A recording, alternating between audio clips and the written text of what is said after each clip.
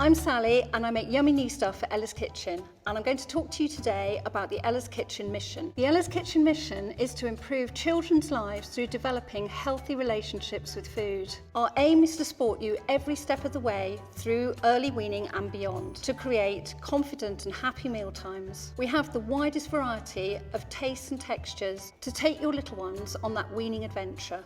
Ella's was set up by a dad of 2 children who really struggled to eat certain foods, and he really wanted them to enjoy food, and particularly food which was good for them. He found that other people were struggling with the same things, so he set up Ella's Kitchen.